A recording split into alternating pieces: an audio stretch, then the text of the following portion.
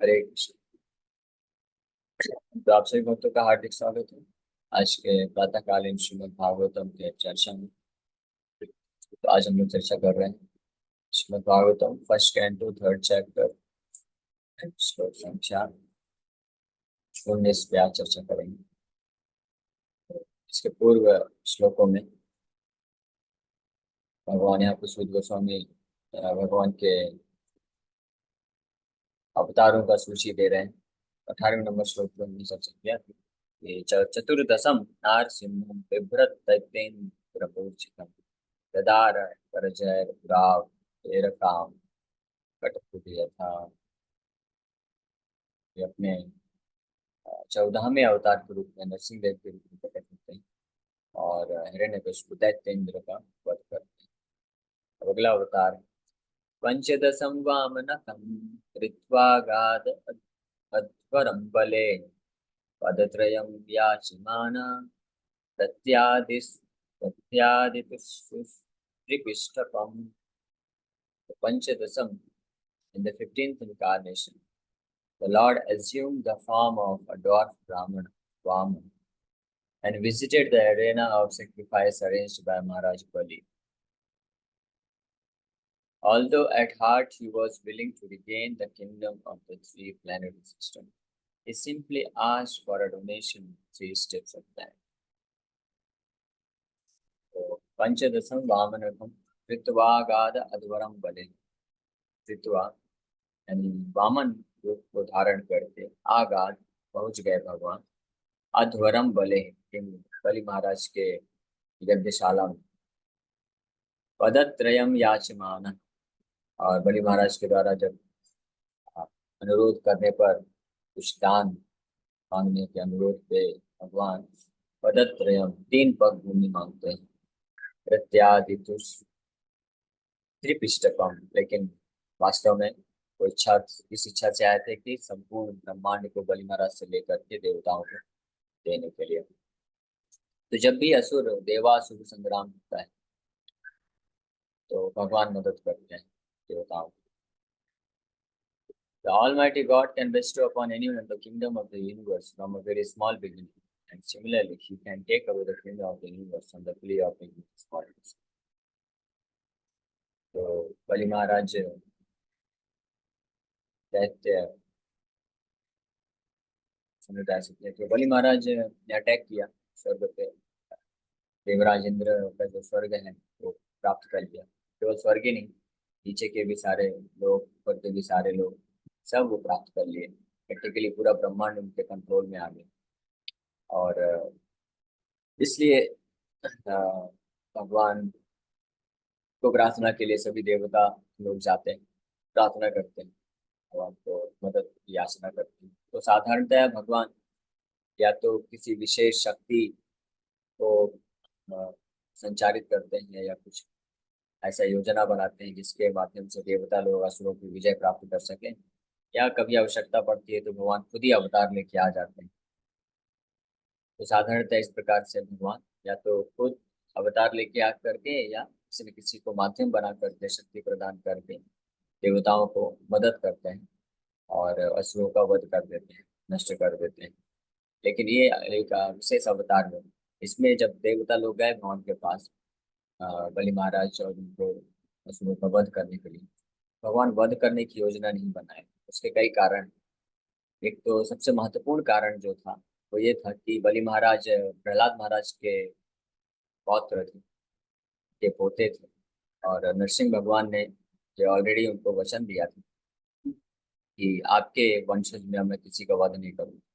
प्रहलाद की भक्ति से अत्यंत प्रसन्न हूँ, इसलिए भगवान तो बलि महाराज का वध तो नहीं ही कर सकते बिल्कुल भी। और लेकिन उसके अलावा बलि महाराज खुद भी महान भक्त थे भगवान के। प्रहलाद महाराज के पोते हैं। प्रहलाद महाराज से उन्होंने शिक्षा प्राप्त किया था भगवत गीता का। तो अपने भक्तों को कैसे मार सकते हैं। और तीसरा कारण था भगवान जो देवताओं को बताते हैं कि बलि महाराज के ऊपर ब्राह्मणों का आशीर्वाद है।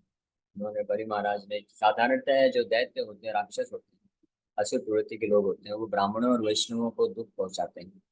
और यहाँ तक कि उनकी हत्या भी करते हैं, गोवध करते हैं और धार्मिक कार्यकलाप सब त्याग देते हैं। इसलिए वो इस अपने ही इस अपराध के कारण, पाप के कारण वो फिर मृत्यु को प्राप्त करते हैं। भगवान कृष्ण किसी अवतार में आकर के उनको वध कर देते हैं। लेकिन बलि महाराज के केस में बलि महाराज बहुत ही रिस्पेक्टफुल थे, आदर सम्मान दिया करते थे ब्राह्मणों को, वैष्णवों को, और धार्मिक कार्यकलापों को विघ्न नहीं करते थे। इसलिए उनको ब्राह्मणों का पूरा आशीर्वाद था, विशेष रूप से शुक्राचार्य का आशीर्वाद को प्राप्त था, क्योंकि एक ब्राह्मण थे। इसलिए भगवान ने बोला कि बलि महाराज के ऊपर ब्राह्मणों का पूर्ण आशीर्वाद है, इसलिए उनका वध आप नहीं कर सकते, उनको आप पराजित कर ही नहीं सकते, संभव ही नहीं। और वहीं दूसरी ओर इंद्र ने अपराध किया था बृहस्पति के प्रति, तो इंद्र का उल्टा केस हो गया था, ब्राह्मण उनसे नाराज हो गए थे, इसलिए उनको राज्य हाथ से जाना पड़ा। और दूसरी ओर जो दैत्य राज हैं, बलि महाराज, उनके ऊपर ब्राह्मण प्रसन्न थे, तो ब्राह्मणों का आशीर्वाद उन्होंने प्राप्त किया था, उनकी शक्ति और बढ़ चुकी थी, इसलिए उन्होंने देवताओं को पराजित कर लिया था बड़े आसानी से। और दूसरी ओर इंद्र और देवगण जो थे, उनके ऊपर ब्राह्मणों का श्राप था, तो उनकी शक्ति कम हो चुकी थी। तो भगवान चाहते तो अवतार लेके और साथ देवताओं के साथ में रह के और दैत्यों का वध कर सकते, असुरों का वध कर सकते। भगवान के लिए कोई कठिन कार्य नहीं। भगवान पे ब्राह्मण वैष्णव का आशीर्वाद का कोई ऐसा फर्क नहीं होता कि आशीर्वाद और श्राप। भगवान से ब्राह्मण देव है, यानी ब्राह्मणों के द्वारा भी पूजित होते हैं भगवान को। लेकिन भगवान भी एक अपना जो वचन है या मर्यादा है, उसका उल्लंघन कभी नहीं करते हैं। भगवान रामचंद्र रामायण में स्पष्ट रूप में वर्णन करते हैं कि मैं अपने ब्राह्मणों और वैष्णवों को दिया हुआ वचन को कभी छोड़ नहीं सकता, और चाहे उसके लिए मुझे अपने खुद के प्राण न्यौछावर क्यों न करना पड़े, तो उनके प्रति मैं हमेशा आदर सम्मान का भाव रखूं। इसलिए ब्राह्मणों के आशीर्वाद का आदर सम्मान का भाव रखते हुए भगवान नारायण, भगवान विष्णु इस बार अवतार लेकर के वध करने की योजना से नहीं आए। इसलिए लेकिन फिर भी असुरों से वापस से राज्य को इंद्र को देना है, ये भी कार्य, ये भी भगवान का एक दायित्व है, कर्तव्य है। तो इसके हेतु फिर भगवान ने ये योजना बनाई कि एक वटु ब्राह्मण के रूप में जाएंगे, वामन, वामन मतलब गोना, छोटे ब्राह्मण के रूप में जाएंगे।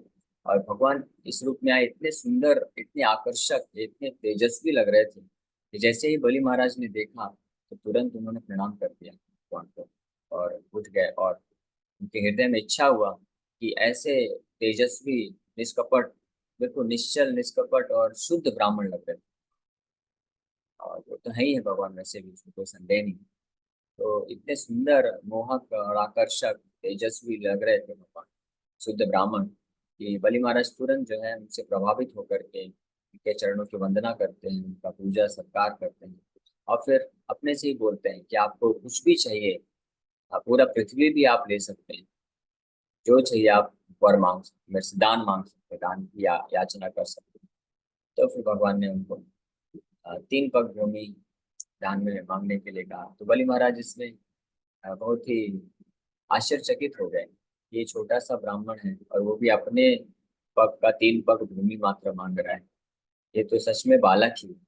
ऐसे करके भगवान को कुछ बोलते भी है कि आप तो बालक ब्राह्मण हो और साथ में आपको बुद्धि भी बालक के जैसा है, आप चाहते तो बहुत कुछ मांग सकते थे, लेकिन आप केवल 3 पग भूमि मांगे। तो वहां पे इस प्रसंग में बलि महाराज को भगवान वामन देव बहुत सुंदर प्रवचन भी करते हैं इसके ऊपर कि संतुष्टि, संतुष्टि परमम सुखम। जो व्यक्ति थोड़े से, जितनी आवश्यकता है उसके लिए, उससे अगर संतुष्ट नहीं हो सकता है, तो उसको पूरा ब्रह्मांड भी अगर दे दिया जाए तब भी वो संतुष्ट नहीं होगा। जो भी व्यक्ति को पूरा ब्रह्मांड का संपत्ति भी अगर प्रदान कर दिया जाए तो उसके लिए वो कम पड़ेगा। इस प्रकार से भगवान ये प्रवचन करते हैं, बहुत सुंदर। और उसके पश्चात फिर बलि महाराज देने के लिए तैयार हो जाते हैं, वचन दे देते हैं, लेकिन अभी आचमन नहीं किया, ओम उच्चारण नहीं किया। तब शुक्राचार्य समझ जाते हैं, पकड़ लेते हैं, शुक्राचार्य जान जाते हैं कि वास्तव में ये जो वधु ब्राह्मण वामन के रूप में आया है, ये कोई और नहीं, भगवान विष्णु ही है। और शुक्राचार्य अकेले में एकांत में ले जा करके बलि महाराज को समझाते हैं, देखो शिष्य, तुमने बहुत अच्छे से सेवा किया, सब कुछ किया और ब्राह्मणों के आशीर्वाद से इतना सब कुछ प्राप्त किया, इतनी शक्ति प्राप्त की।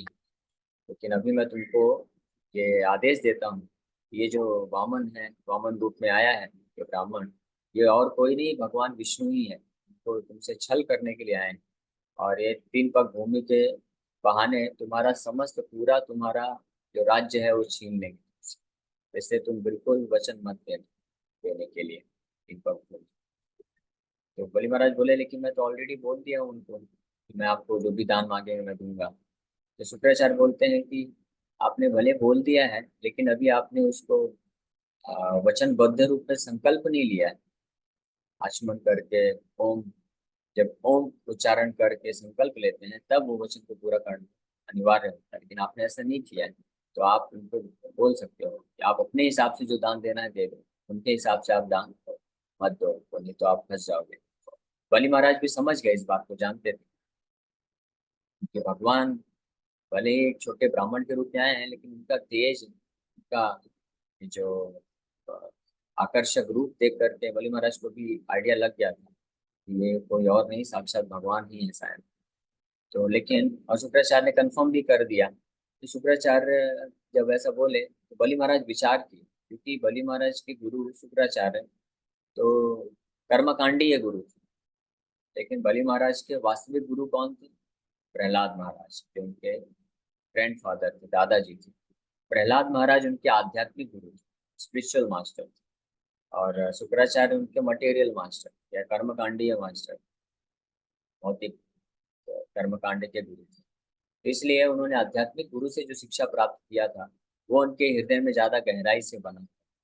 अब प्रहलाद महाराज ने तो से शिक्षाओं में उनको बताया ही कि हर चीज उनको समर्पण करना चाहिए भगवान विष्णु के लिए। और यज्ञ का भी क्या प्रयोजन है ये भी बलि महाराज जानते थे। हालांकि शुक्राचार्य यज्ञ करा रहे थे ताकि यज्ञ के माध्यम से आसुरों की, दैत्यों की शक्ति और बढ़े, ताकि उनका ऐश्वर्य जो है परमानेंट हो जाए। इस उद्देश्य से यज्ञ कराया जा रहा था। लेकिन बलि महाराज जानते थे कि वास्तव में यज्ञ का असली उद्देश्य तो है भगवान विष्णु को संतुष्ट करना, प्रसन्न करना। और यज्ञ में हम भगवान विष्णु को अर्पण करते हैं, तो उस अर्पण को अगर भगवान ने स्वीकार कर लिया, हमारी जो भी ऑफरिंग है, तो इससे क्या है, हमारा यज्ञ सफल हो गया। ऐसा बलि महाराज को ये अंडरस्टैंडिंग था, समझ था। तो उस समझ से बलि महाराज निष्कर्ष निकाले कि यज्ञ में हम इतना प्रयास करते हैं भगवान विष्णु को अर्पण करने के लिए, और उसको गारंटी नहीं कि यज्ञ सफल होगा और फिर भगवान विष्णु आके स्वीकार करेंगे। यहाँ पे तो साक्षात भगवान विष्णु ही अगर आए हैं इस वटु ब्राह्मण, छोटे ब्राह्मण के रूप में, और वो खुद ही मांग रहे हैं दान के रूप में, तो कौन मूर्ख व्यक्ति होगा जो ऐसे सुअवसर का लाभ नहीं उठाएगा। तो बलि महाराज इस प्रकार से विचार करते हुए दृढ़ निश्चय कर लिए कि ये ब्राह्मण जो मांगेगा मैं उसको दूंगा। भगवान विष्णु जो है ब्राह्मण के रूप में आए हैं, तो ये कुछ भी मांगेंगे मैं निश्चित रूप में दूंगा। तो ये पूरा संकल्प ले चुके हैं। शुक्राचार्य नाराज भी हुए और शुक्राचार्य नाराज होकर के तुरंत उसको श्राप दे दिया बलि महाराज को। इस प्रकार से भगवान का ये ट्रिक था कि ब्राह्मणों के आशीर्वाद से बलि महाराज का जो है पूरा शक्ति बढ़ गया था। उनको कोई पराजित नहीं कर सकता था, वो ऐश्वर्यवान हो चुके थे। तो भगवान ने इस प्रकार से अरेंजमेंट किया, ट्रिक किया कि उन्हीं ब्राह्मणों के द्वारा अब शुक्राचार्य के द्वारा, ब्राह्मणों के द्वारा बलि महाराज को श्राप दे दिया जाएगा। शुक्राचार्य ने खुद ही श्राप दे दिया कि जाओ, तुम समस्त ऐश्वर्य को खो बैठोगे। इस प्रकार से उनकी शक्ति कम हो गई और ये श्राप हो गया। तो ब्राह्मणों का वचन भी रह गया और भगवान ने अपना कार्य भी कर दिया। और इस प्रकार से फिर 3 पग भूमि के रूप में भगवान अपने पहले पग में तो पूरे पृथ्वी लोक से लेकर के ब्रह्मलोक तक पूरा ब्रह्मांड कवर कर लिया, दूसरे पग में नीचे के सारे लोगों को कवर कर लिया। उसके पश्चात भगवान यहाँ पे शांत नहीं हुए। भगवान बोले बलि महाराज को कि तुमने 3 पग भूमि दान देने को बोला, अब तुमने जो वचन दिया था वो वचन तुम पूरा नहीं कर पाए हो। केवल 2 पग ही में तुम्हारा समस्त जो राज्य है समाप्त हो गया है। इसलिए अब तुम अपराधी हो गए हो। ब्राह्मण को दिए हुए वचन को पूरा नहीं कर पाए, दान जितना तुमने बोला था वो दे नहीं पाए, इसलिए अब तुम अपराधी हो गए हो, इसके लिए तुमको सजा मिलेगी। तो तुरंत वरुण देव को बुलाते हैं। वरुण पाश से जो है बलि महाराज को बांध दिया जाता है। बलि महाराज सर झुका के खड़े हो जाते हैं विनम्रता पूर्वक, और फिर उनको ये बहुत अच्छा प्रसंग है। वहाँ पे जिस प्रकार से बलि महाराज को इतना लज्जित होना पड़ा पूरी सभा में, और सब लोग आते हैं, प्रहलाद महाराज भी आते हैं, प्रहलाद महाराज को प्रणाम करना चाहते हैं, लेकिन वो बंधे हुए हैं तो बस केवल झुक के प्रणाम कर लेते हैं। प्रहलाद महाराज भी इस स्थिति को देखते हैं। अब कोई भी व्यक्ति होगा, सोचिए कि इस प्रकार से भगवान आए एक ब्राह्मण के रूप में। पहले तो उन्होंने एक तरह से बोला कि मेरे छोटे छोटे पैर दिखाए और 3 पग भूमि चाहिए, और फिर उसमें 2 पग में पूरा ब्रह्मांड ले लिए। तो कोई भी व्यक्ति होगा उसका ऐसे इसके साथ ऐसा हुआ है तो उसके सगे संबंधी जो भी होंगे, उनके दादाजी, उनके पत्नी, बहन, बच्चे, सब उस ब्राह्मण को ही दोष देंगे, उसको ही अ, बड़ा बुरा बोलेंगे। लेकिन उल्टा यहाँ पे हुआ।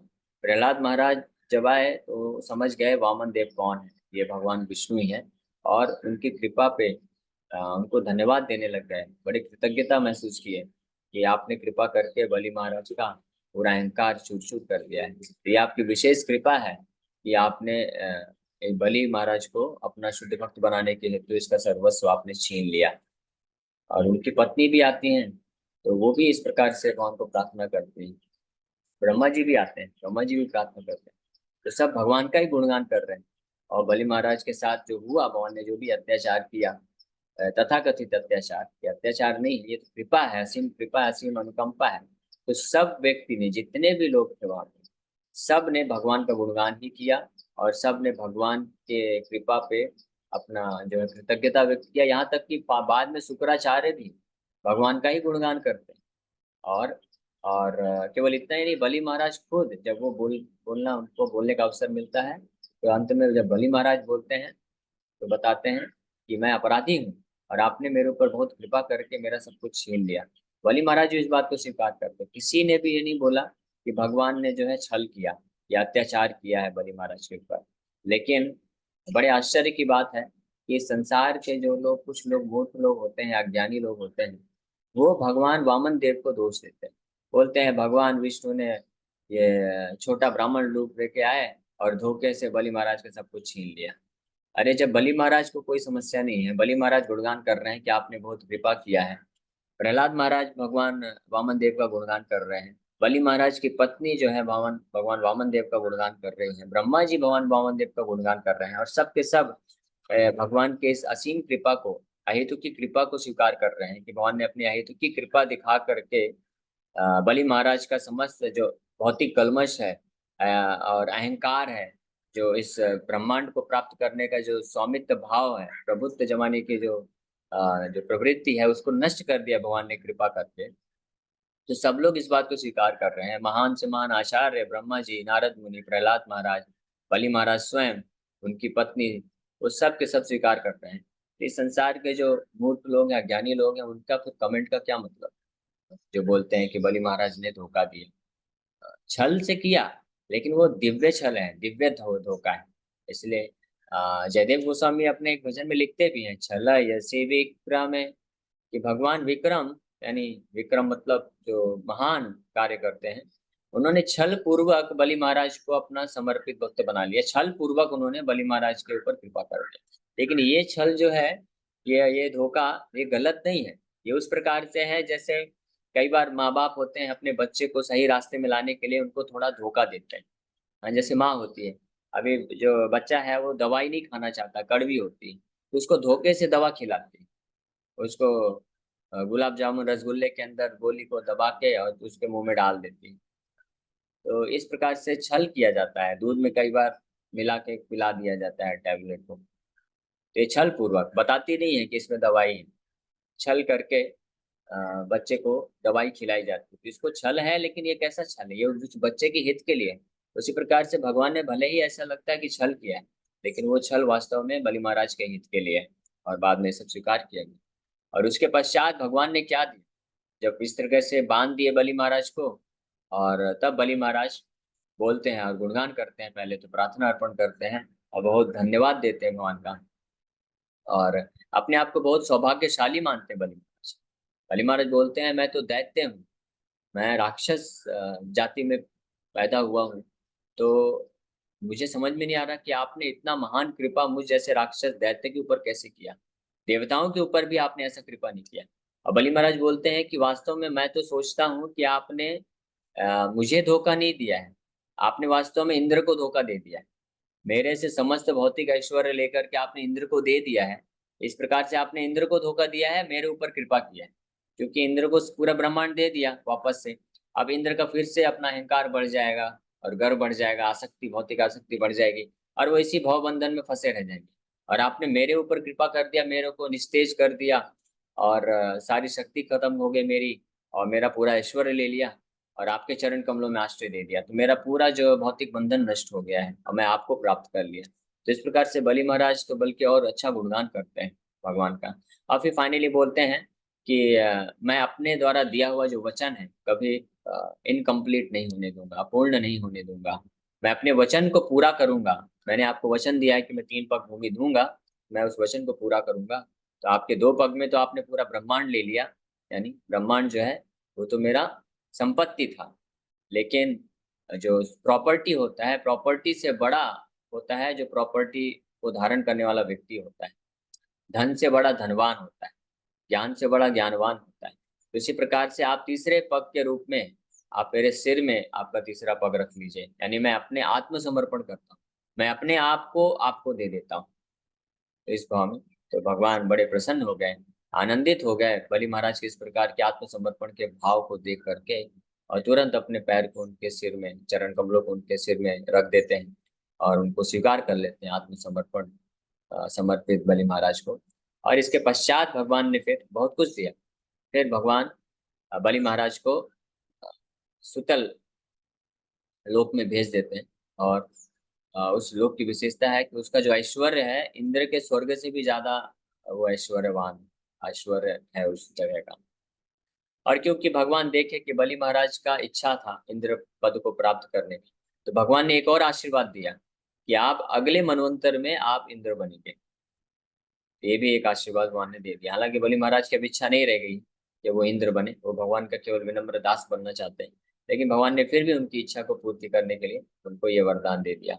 और केवल इतना ही नहीं, भगवान खुद सुतल लोक में बलि महाराज राज्य कर रहे हैं आज भी, और वहां पे प्रहलाद महाराज भी हैं, उनके सारे पार्षद सब वहीं पे हैं, और भगवान खुद बलि महाराज के पर्सनल सिक्योरिटी गार्ड बन चुके हैं। भगवान वामन देव बलि महाराज के राजमहल में गेट में खड़े होकर के तो वो चौकीदारी कर रहे हैं, सोचिए। तो क्योंकि बलि महाराज ने आत्मसमर्पण कर दिया, तो भगवान भी ऋणी हो गए और अपने आप को समर्पित कर दिया, उनकी सेवा में लगा दिया। तो इस प्रकार से भगवान जो भी लीला करते हैं, जो भी अपने भक्तों के साथ, कभी बाहरी रूप से लगे कि कभी भगवान ने दिया या कभी छीन लिया, कभी कृपा किया, कभी उनके ऊपर अत्याचार किया या शोषण किया, लेकिन वास्तव में भगवान कभी भी अपने भक्तों का शोषण अत्याचार नहीं कर ही नहीं सकते। वो कृपा ही करते हैं, तो की कृपा ही करते हैं, अलग अलग माध्यम से, अलग अलग तरीके से वही तो की कृपा भगवान प्रकट करते हैं। ये बहुत ही अद्भुत सुंदर प्रसंग है। जब हम लोग 8th कैंटो में है आई थिंक ये पूरी कथा, जब हम वहाँ पे पहुंचेंगे तो बड़े विस्तार से इसके ऊपर चर्चा किया जाएगा। तो यहाँ पे बस सार रूप में अ, यहाँ पे वर्णन किया गया है। तो पंचदश रूप में वामन देव इस प्रकार से प्रकट होते हैं और बलि महाराज को का उद्धार करते हैं, उनके ऊपर कृपा करते हैं। फिर नेक्स्ट इनकारनेशन भृगुपति के रूप में आते हैं। ये भी एक बड़ा अद्भुत अवतार है भगवान का। अवतारे षोडश में पश्यन् ब्रह्मद्रुहो नृपान् त्रिसप्तकृतवः कुपितो निक्षत्रामकरो महीम्। In the 16th incarnation of the Godhead, the Lord as Bhragupati annihilated the administrative class Kshatriyas 21 times, being angry with them because of their rebellion against the Brahmanas, the intelligent class. इस प्रकार से 16वें अवतार के रूप में भगवान एक अद्भुत अवतार लेते हैं। परशुराम के नाम से भी जाना जाता है, या भृगुपति के नाम से भी जानते हैं उनको, या जमदग्नि के पुत्र जामादग्नि के नाम से भी जाने जाते हैं। तो ये अवतार में भगवान, हालांकि ब्राह्मण परिवार, ब्राह्मण थे, लेकिन उन्होंने क्षत्रिय का रोल निभाया। और क्योंकि उस वक्त के जो क्षत्रिय थे वो ब्रह्मद्रोही हो गए, इसलिए यहाँ पे लिखा है ब्रह्मद्रोहो नृपान। ब्रह्मद्रोहो मतलब disobedient to the orders of the Brahmin, ब्राह्मणों के अवज्ञा करने लग गए और इस प्रकार से अधार्मिक कार्यों में लग गए।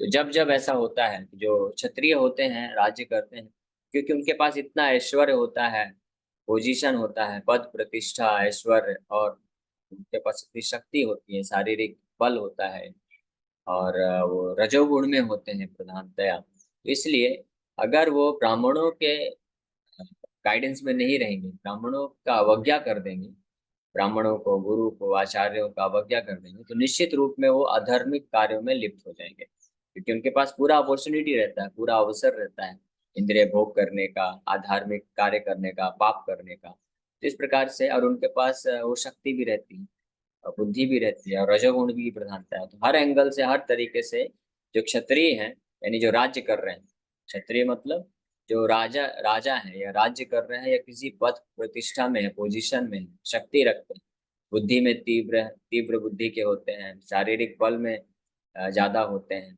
और उनके पास प्रतिष्ठा होती है, उनके फॉलोअर्स होते हैं, लीडर होते हैं, वो नेता होते हैं समाज में। तो ऐसे लोगों, अगर ये उचित गुरु के आश्रय में नहीं है, प्रामाणिक गुरु या ब्राह्मण या वैष्णवों के आश्रय में नहीं है, उनके आज्ञाकारी नहीं रहेंगे, तो निश्चित रूप में ये पाप कर्म में लग जाएंगे। और ऐसा ही हुआ परशुराम जी के टाइम पे। तो उन्होंने फिर ऐसे ब्राह्मणों का उद्धार करने, ऐसे क्षत्रियों का उद्धार करने के, तो यानी उनको अपराध या पाप से बचाने के लिए वो खुद इनका वध करते हैं। और कितने बार, 21 बार पूरे पृथ्वी को इस प्रकार के क्षत्रियों से विहीन कर दिया। जितने भी प्रकार के अधार्मिक क्षत्रिय हुए, उनको 21 बार भगवान परशुराम ने पृथ्वी से नष्ट कर दिया।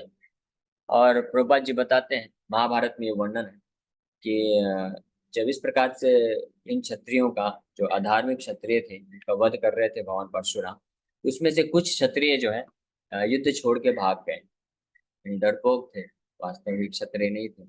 जनरली साधारणतः क्षत्रिय का ये दायित्व होता है, अगर उसको युद्ध में कोई ललकारता है, तो उस क्षत्रिय से कितना भी स्ट्रांग, पावरफुल, शक्तिशाली क्षत्रिय क्यों ना हो, वो जानता है कि मैं मृत्यु को प्राप्त करूंगा, लेकिन फिर भी वो युद्ध क्षेत्र छोड़ के भाग नहीं सकता। या तो वो समर्पण कर सकता है, यानी उस राजा के अधीन हो जाए, उस राजा के अधीनस्थ राजा बन जाए और उसको टैक्स दे, या युद्ध करके उसको पराजित करे, या युद्ध में वो मारा जाए। ये तीन कार्य ही हो सकता है, तो युद्ध को छोड़ के भाग नहीं सकता। लेकिन कुछ क्षत्रिय जो है, इस प्रकार से परशुराम को ना तो वो समर्पण करना चाहते थे, और ना ही वो देखे कि ये तो बड़े पावरफुल हैं, ये तो सबको मार देंगे, तो ना ही उनसे जीत सकते थे। तो उन्होंने क्या किया, युद्ध क्षेत्र को छोड़ के भाग गए, और यहाँ भारतवर्ष से छोड़ के भागे, और वो यूरोपियन कंट्रीज की तरफ गए। ऐसा महाभारत में वर्णन है। तो प्रभुपाद जी बताते हैं कि यूरोप, अमेरिका में जितने भी ये लोग हैं, ये वास्तव में परशुराम जी के समय पे भागे हुए वो क्षत्रिय हैं। इसीलिए यूरोपियन कंट्रीज, अमेरिकन कंट्रीज में क्षत्रियों के ही वंशज हैं, इसलिए उनके अंदर वो गुण भी है, क्षत्रिय एडमिनिस्ट्रेशन, तो ये सब एडमिनिस्ट्रेटिव क्वालिटीज उनके अंदर ज्यादा है। तो क्षत्रिय, यहाँ से भागे हुए क्षत्रिय वहाँ पे जाके बस गए थे, तो वहां से यूरोपियन कंट्रीज विकसित। तो इस प्रकार से भगवान परशुराम की अद्भुत कथा है, ये भी हम लोग जब पहुंचेंगे तो चर्चा करेंगे। भगवान परशुराम बड़े अद्भुत तरीके से, एक कार्त्य वीर अर्जुन करके एक जो है क्षत्रिय हुआ, राजा हुआ, जो बहुत प्रतापी था, बहुत बलशाली था, शक्तिशाली था। उसका शक्ति इतना था कि एक बार रावण जो है अपना कैंप लगाया था, पिकनिक करने गया था जंगलों में, एक नदी के तट पर। तो वो अपने टेंट टेंट वगैरह लगाया था सब कुछ, और पिकनिक कर रहा था, एंजॉयमेंट कर रहा था, मजे ले रहा था। तो कार्तिवीर अर्जुन आया और नदी पे अपना केवल जो है अपना हाथ लगा दिया ऐसे। तो हाथ लगाने से नदी में बाढ़ आ गया। उस बाढ़ के कारण जो रावण का जो टेंट था, पूरा पिकनिक था, उसमें वो सब डूब गया। तो रावण बहुत क्रोधित हुआ कि किसने ऐसा किया है, तो जाके ललकारा कार्तिवीर अर्जुन को, और पूरी सेना के साथ युद्ध किया। रावण खुद भी इतना शक्तिशाली था, लेकिन कार्तिवीर अर्जुन अकेले सबको मार दिया और रावण को बंदी बना के लेके चला गया। इतना पावरफुल था कार्तिवीर अर्जुन। तो आप विचार कर सकते हैं कि ये कि कौन था कार्तिवीर अर्जुन। लेकिन कार्तिवीर अर्जुन ने फिर ऐसे जंगलों में अपनी टोली के साथ भ्रमण कर रहा था, तो जमदग्नि ऋषि के आश्रम में पहुंचा। तो वहां पे जमदग्नि ऋषि ने उनको स्वागत सत्कार किया, और हजारों की संख्या में उसकी सेना थी, सबको अच्छा सा फीस्ट खिलाया, खूब खिलाया। तो कार्तिवीर अर्जुन को लगा कि ये तो आश्रम में है, जंगल में है, इनके पास इतना सब सामान कहाँ से आया। तो उन्होंने पूछा कि आपको इतना सब अरेंजमेंट आपने, हमारे हजारों सेना को आपने कैसे खिला दिया। अब तो ज्यादा लोग यहाँ पे दिखते नहीं, आप हैं और कुछ आपके पुत्र हैं, शिष्य लोग हैं, बस हो गया, और इतना सामान भी नहीं। तो जमदग्नि बताते हैं कि मेरे पास एक गाय है, दिव्य गाय है, कामधेनु गाय, तो वो इस सारी इच्छाओं की पूर्ति करती है। तो कार्तिवीर अर्जुन को लालच हो गया, वो बोला, धमकी दिया कि ये जो राज्य मेरा है, इस राज्य में जो भी वस्तु है, जो भी जीव जंतु, सब मेरे हैं, तो ये गाय मुझे दे दो। लेकिन जमदग्नि जानते थे कि ये राजा है, अगर ये गाय को लेके जाएगा तो गलत इस्तेमाल करेगा, इसके तो भोग वासना है, तो ये गलत गलत इस्तेमाल करेगा, गाय गौ माता का अपमान होगा। तो इसलिए वो मना कर दिए। तो इस भाव से नहीं कि वो आसक्त थे, गाय से बहुत कुछ मिलता था इसलिए रखना चाहते थे, नहीं, वो तो ब्राह्मण है और ऋषि है, महान ऋषि मुनि है, उनको तो कुछ भौतिक चीज चाहिए नहीं, वो गाय के सेवा करते थे। और जब भी किसी का सेवा करने का अवसर मिले तो गौ माता से मदद लेके सेवा का उनका करते थे। लेकिन वो जानते थे कार्तिवीर अर्जुन ये राजा है, भोग विलास में जुड़ा रहता है, अगर ये गाय को लेके जाएगा तो इनका गलत इस्तेमाल करेगा, दुरुपयोग करेगा, इसलिए उन्होंने उसको मना कर दिया। और इस पे क्रोधित होकर के उस कार्तिवीर अर्जुन ने योजना बनाया कि गाय को चोरी कर लेंगे। तो गाय को चुरा ले जाता है।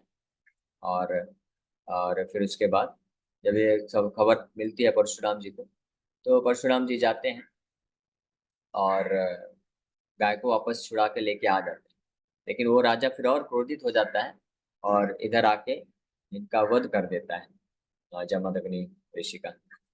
और इस पे क्रोधित होकर के भगवान परशुराम जी जाते हैं और उस राजा को अकेले ही, राजा कार्तवीर अर्जुन इतना पावरफुल था और उसकी असंख्य सेनाएं, लाखों की संख्या में उसकी सेना थी, तो परशुराम जी अकेले उन सबके साथ युद्ध करके सबको मार देते हैं और आखिरी में कार्तवीर अर्जुन का भी वध कर देते हैं। भागवतम में इस प्रसंग में सुखदेव गोस्वामी जैसा वर्णन करते हैं तो एक श्लोक में, तो इतना सुंदर अद्भुत वर्णन है भगवान परशुराम जी के द्वारा जब कार्तिक अर्जुन का वध किया गया। तो भगवान बिल्कुल एक जैसा हीरो की तरह है, हीरो ही है, वास्तविक हीरो भगवान है। जैसे आप साउथ इंडियन मूवीज में देखते हैं ना, एक हीरो है, अकेला है, और चारों तरफ से हजारों लोग उसको घेर के खड़े हुए हैं, कोई तलवार लिया है, कोई बंदूक लिया है, पिस्तौल लिया है, कोई चाकू लिया है, सब कुछ लेकर के सब एक साथ आके अटैक करते हैं। और ये हीरो के पास कुछ तो ऐसा एक्शन करता है कि एक साथ सबको उड़ा देता है। तो ये तो नकली सीन बनाया जाता है, ऐसा कोई कर नहीं सकता इस भौतिक जगत में। लेकिन भगवान परशुराम इस प्रकार से युद्ध किए। जब वो युद्ध कर रहे थे तो जो भी सैनिक और योद्धा आ रहे थे उनको मारने के लिए, उनको पता ही नहीं चल रहा था कि भगवान परशुराम है कहाँ पे, क्योंकि इतना फास्ट इनका मूवमेंट था, इतने फास्ट तरीके से, अद्भुत तरीके से छलांग लगा लगा के फरसे से एक एक करके सबको वध करते जा रहे थे। ये कोई समझ ही नहीं पा रहा था, उनको देख ही नहीं पा रहा था, तो उनको पकड़ ही नहीं पा रहा था कि कहाँ से इनको पकड़ के इनका वध किया जाए। बहुत अद्भुत ये भगवान का अवतार है। तो ऑफकोर्स भगवान खुद अपना शक्ति का आवेशित किए थे, तो उनको कौन पराजित कर सकता है। जिस प्रकार से भगवान परशुराम जी की अद्भुत कथा है। तो ठीक है, समय हो गया तो विराम करेंगे। और भगवान परशुराम हालांकि भगवान के सत्यावेश अवतार हैं और उन्होंने धार्मिक तरीके से धर्म को बचाने के लिए जितने भी अधार्मिक क्षत्रिय उनका वध किया।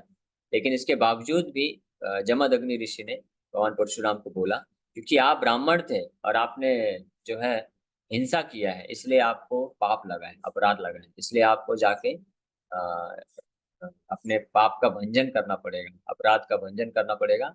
आप तीर्थ स्थलों में भ्रमण करिए और तपस्या करिए, और तभी आप अपने पाप से मुक्त हो पाएंगे। तो इस आदेश को प्राप्त करके परशुराम जी चले जाते हैं। उसी दौरान फिर जो कार्तिवीर अर्जुन के पुत्र थे वो लोग आते हैं और गलत तरीके से, जब परशु भगवान जमदग्नि जी बैठे हुए थे अपने समाधि की अवस्था में, तो उनको इस प्रकार से निहत्था देख करके जाके अटैक करते हैं और उनका गला काट देते हैं, बहुत ही अत्याचार करते हुए।